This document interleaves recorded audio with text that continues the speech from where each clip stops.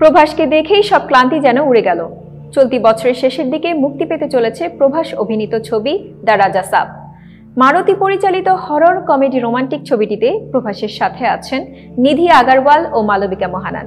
সম্প্রতি প্রভাসের সঙ্গে কাজের অভিজ্ঞতা ও নিজের ছবি নির্বাচন ভাবনা ভাগাভাগি করেছেন মালবিকা।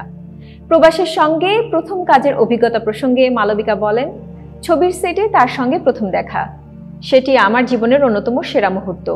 অন্য একটি ছবির শুটিং শেষে ক্লান্ত শরীরে তখন হায়দ্রাবাদে ফিরেছি, খুব একটা ঘুম হয়নি, কিন্তু প্রভাস স্যারকে দেখে সব ক্লান্তি যেন উড়ে গেল। প্রথম দর্শনে আমার মনে হলো দারুণ আকর্ষণীয়, প্রাণবন্ত ও বন্ধু বৎসল একজন মানুষ। অনেকক্ষণ গল্প করেছিলাম, তার কথাবার্তা খুবই আন্তরিক ছিল। দ্য রাজা সাব ছবি দিয়ে প্রথমবারের মতো তেলেগু ছবিতে অভিনয় করেছেন মালবিকা। চরিত্রটি নিয়ে বলেন, আমার চরিত্রটা খুব সুন্দরভাবে লিখেছেন পরিচালক মারুতি। আমাকে এই ছবির অংশ করায় নির্মাতাকে ধন্যবাদ জানাই। নতুন নতুন তথ্য। এতক্ষণ বার্তা বৈঠকের সাথে থাকার জন্য ধন্যবাদ। নতুন নতুন তথ্য ও সংবাদ পেতে বার্তা বৈঠকের ফেসবুক পেজ ও ইউটিউব চ্যানেলের সাথেই থাকুন।